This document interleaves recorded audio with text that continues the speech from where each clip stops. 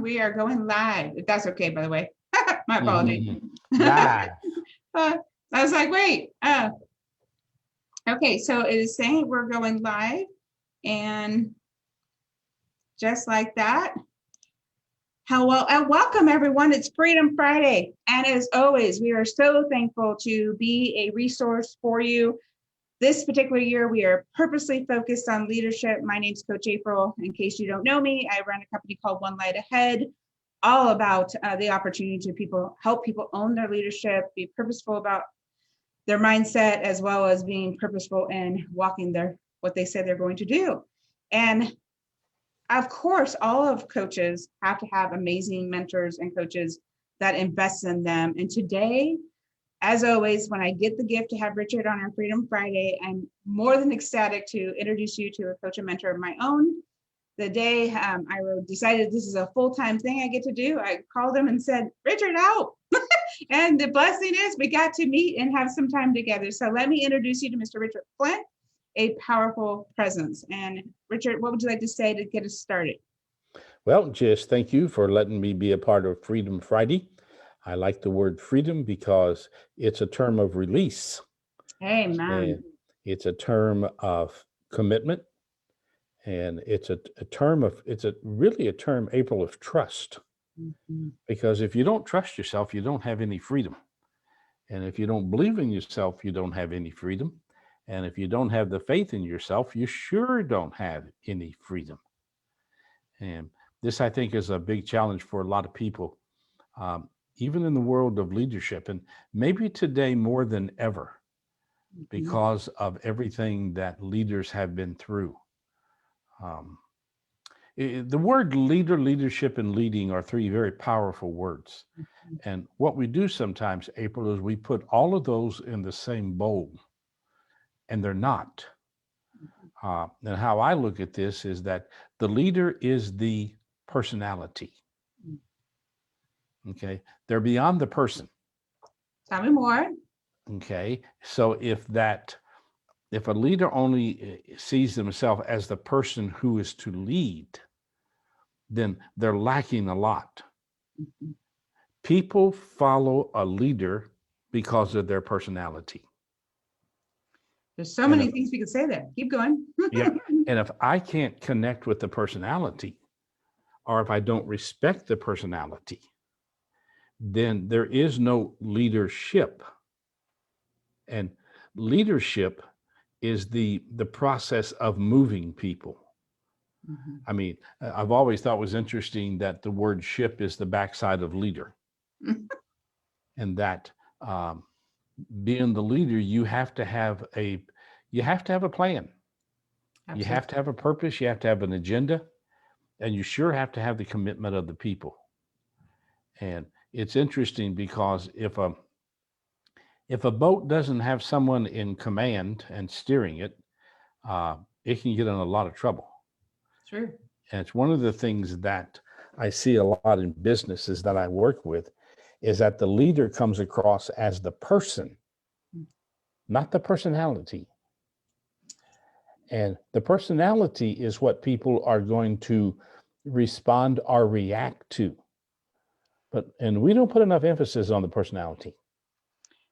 I'd almost want you to give me an example of that, because I'm following a lot of what you're saying, yet I'm curious, because I know a lot of our readers, first of all, our listeners are individuals that we get to touch. Some of them don't even recognize that they get to be a leader. They don't even know how to own their own leadership. And that's a challenge to begin with, never mind to understand a personality, because the personality is on the outside, right?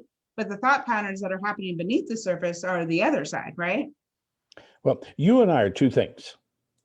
We're a person. Mm-hmm. And the person is what I see. Right. But at the same time, you're a personality. Mm-hmm. And that personality is what I respond or react to. Right. Okay. And so that's why it's real important that a person who has the title of leader understands you don't lead a group, you manipulate a group. And manipulate it is a good word and the right motive. Um, okay, if you say so. Um, I don't actually agree with that Okay. because I think if I manipulate you, I'm using you. Well, and so maybe we need to put a different word there, but yes, I agree with that to a point.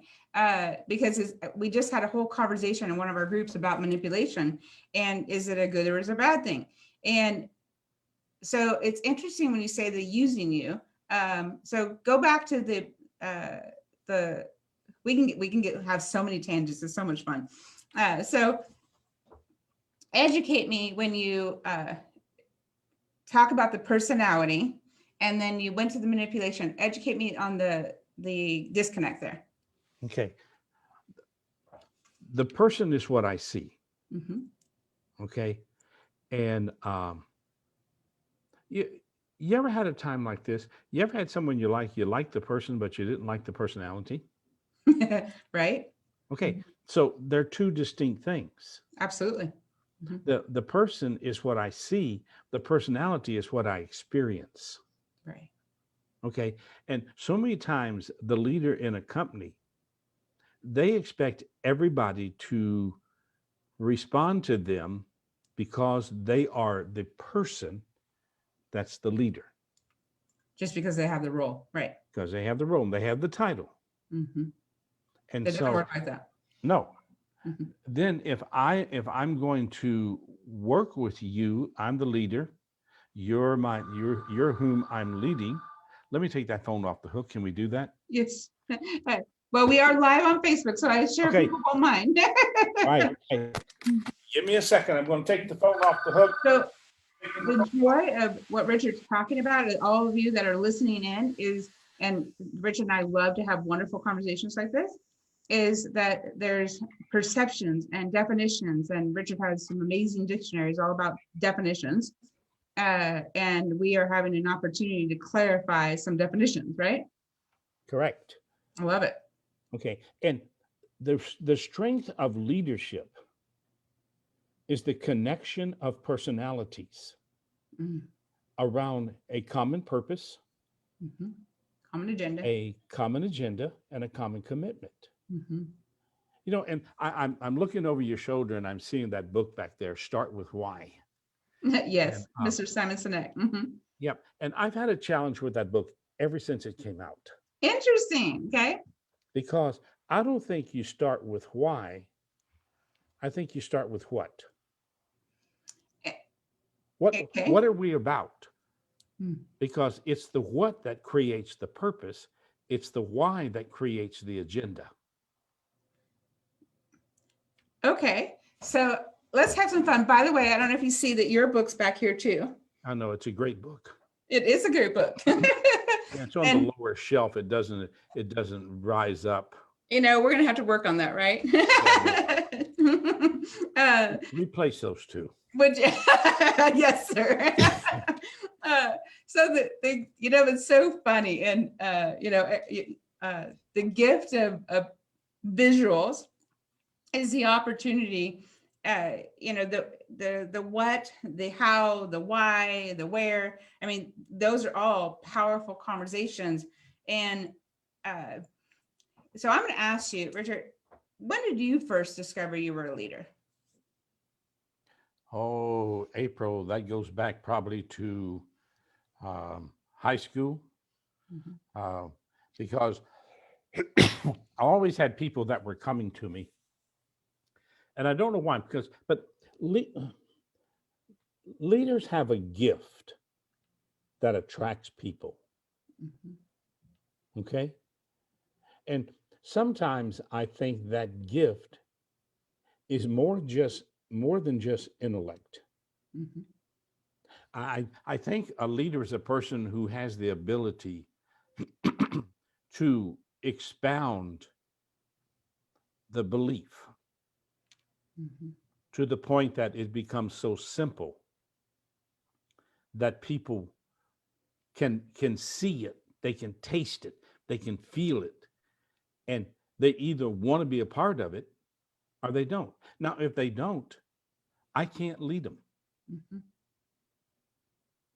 But this is why I think that the what is so important, because if we don't have the what, we can't get to the why. It's interesting to say that, because I discovered through, and I remember the day that we sat there, and you're like, after about 10 years you got in this, you're going to start seeing some patterns. You're going to start seeing, and I'm like, you were so accurate. I see so, and I mean, I have help with some assessment tools and stuff like that, that help me discover things 10 times faster. Yet what I discovered, I told people for years, I wanted to be master of coaching. And I realized that if they didn't know how to lead themselves, that was a waste of time. And I too had to learn my own leadership opportunities and what I wanted to lead, how I wanted to lead, etc. And I think the gift of what I get to help people with, and you powerfully impact people with, is the opportunity to recognize where they are. And if they're willing to look in the mirror, if they're willing to open up their perceptions and their willingness to, and I see where you're going in the what is, you can, and one of my mentors years ago used to say, you can't teach drive to somebody. And I always wanted to debate that with them, because I think everybody's got drive about something, right? Yet what I'm hearing you say, and like you said, in high school, you knew immediately there was something about you, there was something that was happening that was attracting people. And yet, if you were to narrow it into a specific skill, like being able to see the what, being able to see the why, etc., what have you seen over all the 30 plus years you've been doing this? What have you seen? Well, let me bring a foundation to this. And for a leader to lead, they have to be in the right niche. Mm-hmm. For a leader to lead, their personality has to be able to mesh with the needs of the environment. Mm-hmm. And again, this is one of the challenges that we have in business today, is that so many people who call themselves a leader really are in a misfit, and they go because of the money, not because their personality will mesh with the needs of the environment. So true. And this is one of the things that I had to learn about me. I knew that God had a plan for my life. Mm-hmm. But, sometimes God's plan doesn't operate on our timetable. So true. So, when I went to school, when I went to college, I went there and I took secondary education courses because I was going to be a teacher. Mm-hmm. And I remember when I did my practice teaching in my senior year in college, and I had an English class, and I think I had 22 seniors in that class. And come to find out that over half of them could not read or write. Wow. And so I went to the principal and I said, you know what? We can't pass these kids because they're not prepared. He said, we have no choice. We have to graduate them. And I said, then what we're going to do is we're going to lie to these kids. Mm-hmm. We're going to tell them that they're educated and they're functional for society when they're not. Mm-mm. He said, Wow. I agree with you, but we have no choice. So right there was an answer for me about what direction do I go in my life. Mm-hmm.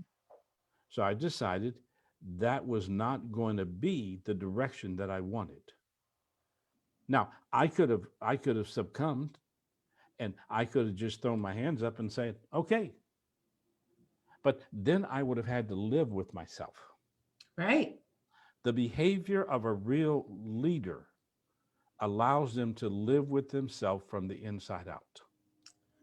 Always love when you say that. And that's so important, because if you're not in the right fit, you can't be passionate about what you're doing. Absolute truth. Mm-hmm. And so I had to make a decision. So I turned myself away from there and then went on to grad school. And I thought there that my role was going to be, I went to seminary, and my role was going to be, okay, you're going to pastor a church. Mm-hmm. And I thought, God, if that's what you want me to do, that's what I'll do. And I remember when I was graduating from seminary, this church pulpit committee came to me and wanted to talk to me about being the pastor of their little church. Mm. So we sat down and we talked, and I asked them, what it paid. Didn't pay very much. And they said, well, but you don't have to worry because there's plenty of room in the back of the parsonage where you can plant a garden.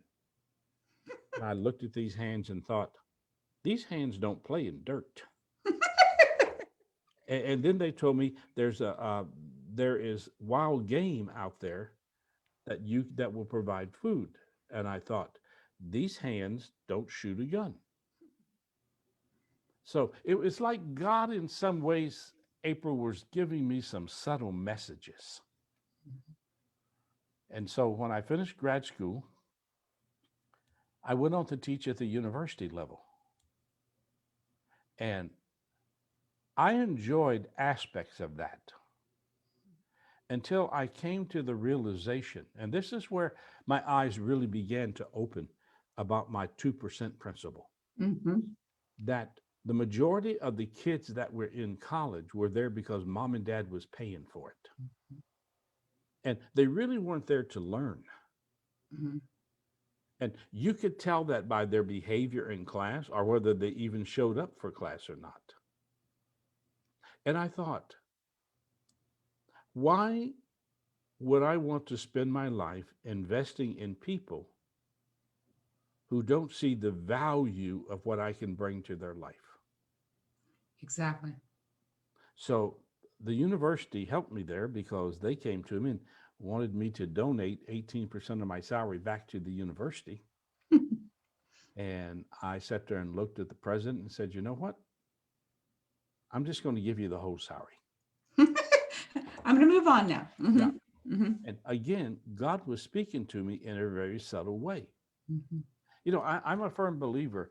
If God shuts one door, he opens another. Agreed. Mm-hmm. But we have to be willing, prepared, and committed to not just find that door, but walk through it. Absolutely. And that's how I ended up on the staff of here in West Palm Beach, on the staff of First Baptist Church, and ran the counseling division for the church. And there I began to understand my niche. Mm. And my niche was the ability to take what is confusing to people and show them the pathway to clarity. And that's my gift, April. That's my big gift. Mm-hmm. And I thought, okay, I've found my place. Uh, but then the church went through its own internal demise because of three very, very powerful and wealthy men who decided they wanted to run the church. Mm. So one of the things that they made sure of is that none of us on the church staff were going to be comfortable there. Mm. And, so God and I spent some time together talking. What is it you want me to do with my life? Mm-hmm. And I had written some magazine articles that had gotten some attention. And one of the gentlemen who was in the church, just a great guy, had more money than he knew what to do with, but understood the meaning of stewardship, Mm-hmm. which is a phenomenal word. Mm-hmm. Because we only think of stewardship as it applies to giving our tithes and our offerings to the church. Mm. But stewardship is being responsible for the talents that you have. Mm-hmm. And so true. he offered me the opportunity to run a private counseling center in the Palm Beaches. Mm. And while I was running that counseling center, I started getting invitations to go share. Mm-hmm. Deliver your presence. Mm-hmm. Mm-hmm. And so, that was 33 years ago. Mm-hmm. And you know this about me, that the number one thing that I think creates presence is when you have the heart, the passion, the commitment, and the willingness to seek and follow the path. Mhm. And this is why that number one law for my life, that I want to have a positive presence that's present when I'm not present. Mhm. And to me, that's the mark of a great leader. If even if you look at your life, and anyone who's watching this, Mhm. if they were to look at their life, there are a very, very, very small select group of people who have come into your life in many different means. And they may not even be in your life today, but they still have a presence because they talk to you. Mhm. The essence of whom a great leader really is lives beyond them being there. Absolutely. Okay. Mhm. And so great leaders are more than a title. Mhm. They are a presence with presence. And the thing about that I think is that makes it so challenging is there is a huge responsibility that goes with that. Responsibility, such a powerful word and so immensely truth, full of And truth. yeah, and responsibility is connected to accountability. I say that to so many people that, accountability is truly a gift, right? Yep. And responsibility is connected to accountability Mhm. because I am accountably responsible for wherever God leads me. Mm. And so many people who could be dynamic leaders Mm. have destroyed their presence because of their lack of accountable responsibility.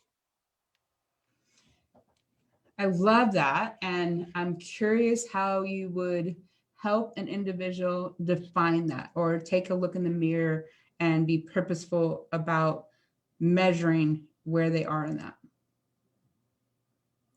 It's all about presence. Mhm. You know, do you have a presence that attracts or repels people? Right? Do you have people who come to you and they come out of nowhere and they want to be a part of because of you? Mhm. And, you know, April, one of the things that is so challenging, and I think it's a part of being a leader that sometimes gets in the way of a lot of people, and that is that as a leader, you also have to be willing to be a loner. Mm.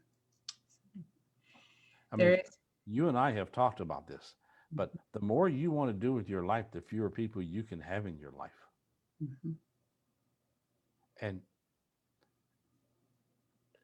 your world as a leader is a very narrow world. And the strength of most leaders is whom they surround their life with. Very true. Because every person you let into your life becomes a visual definition of whom you are. Always so much fun with your definitions. Always so much fun. So, Richard, uh, the phrase a lot of, people use is the 5 people you surround yourself have a great visual representation of who you are, how you show up, etc., and where you are in your growth process, right? And yet, I love what you just said about the visual definition. So I want you to take that one a little deeper. Well, I tell people all the time, April, if you want to know whom you are, If you want to know what your presence looks like, look at the 5 closest people to your life that you're not related to.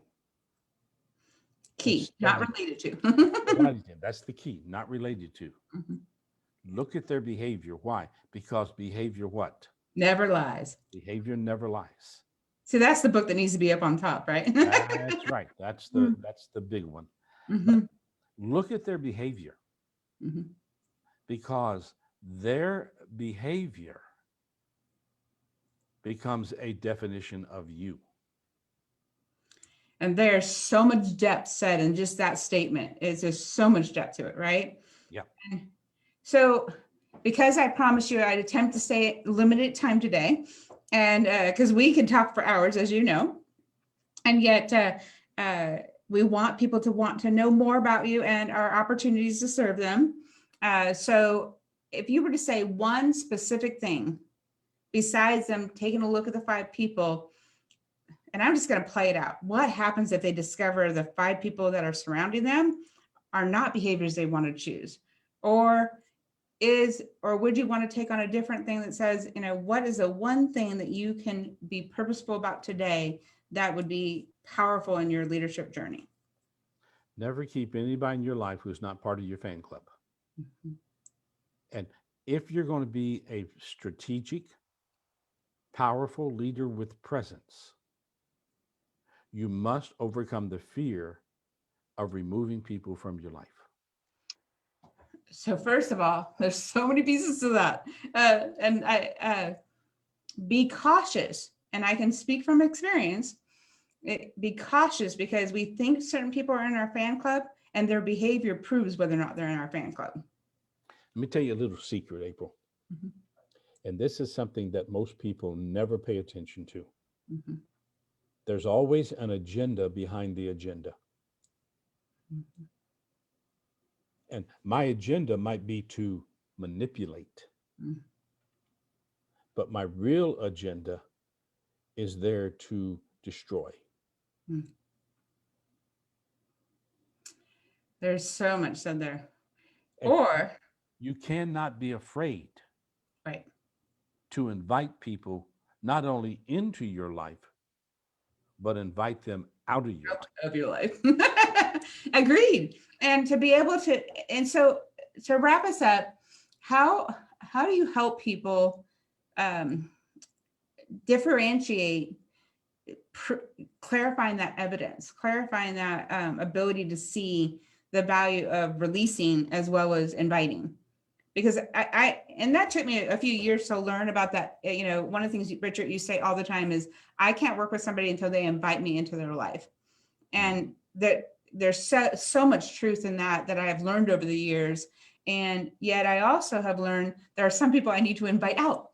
So educate how we can help the listeners differentiate. Well, there's 5 skills that great leaders have. Mm-hmm. The number one skill they have is the skill of listening. Amen. Okay.